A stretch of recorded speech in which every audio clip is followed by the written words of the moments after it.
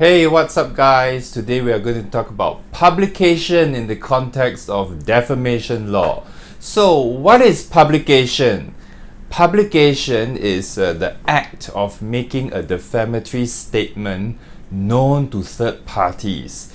In other words, the defendant, the person getting sued, has to communicate the defamatory statement to third parties, and these third parties have to reasonably understand the statement to be defamatory.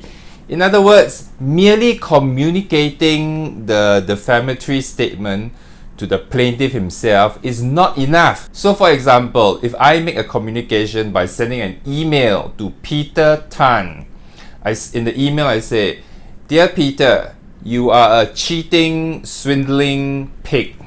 That will not be enough to constitute publication, because the defamatory statement, "you are a cheating, swindling pig," was only communicated to Peter Tan. On the other hand, if I send the same email to Peter Tan calling him a cheating, swindling pig, and then I copy 2 or 3 other persons on the email, then there will be publication, because the defamatory statement, "Peter, you are a cheating, dishonest pig," was communicated to the 2 or 3 other persons who were copied on the email.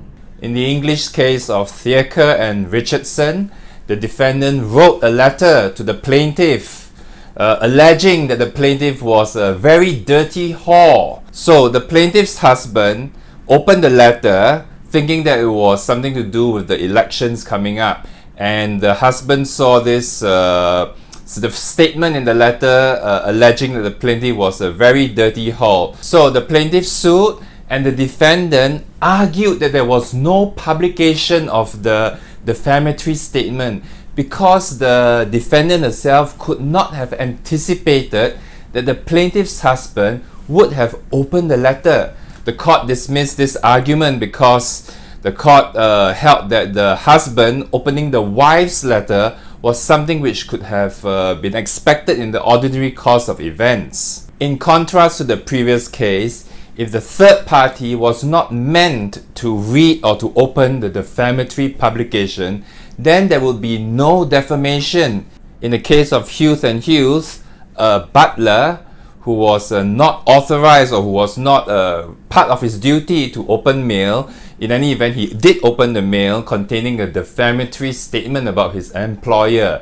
The court in that case held that there was no defamation because the butler was under no duty and was not required to open the mail. A person who repeats or reproduces a defamatory statement or defamatory material can be sued for defamation as well, because each publication gives rise to a separate defamation action. This is called the multiple publication rule, laid down in the English case of Luchansky and Times newspapers. In other words, if somebody writes a defamatory post on Facebook, Josephine Lim is a dishonest cheat.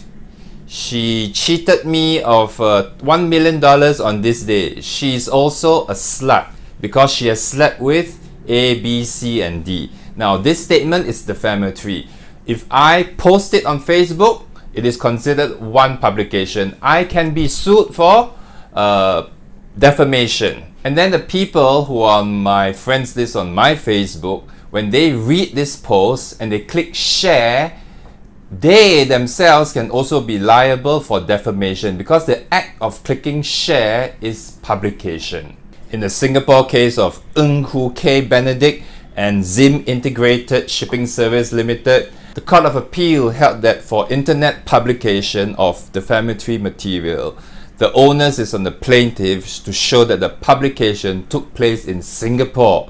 For example, that the defamatory material can be accessed on websites or forums by people in Singapore. In other words, if there was no access by Singapore people to the websites, then there is no publication. However, if defamatory material is emailed to persons in Singapore who read the email, then there will be publication in Singapore. In the English case of Applause Productions and Grant Raphael, the defendant created a fake Facebook profile with the plaintiff's name, sexual orientation, birthday, religious views, together with a statement, "Has Matthew lied to you? Matthew, the managing director of Applause, owes us a lot of money and has constantly lied to us about when he was going to pay us." So there were investigations and they traced the IP address of the fake Facebook profile to the defendant, and the court found that the defendant was liable to grant Raphael for damages for defamation. So thanks for watching this video on publication in the context of defamation.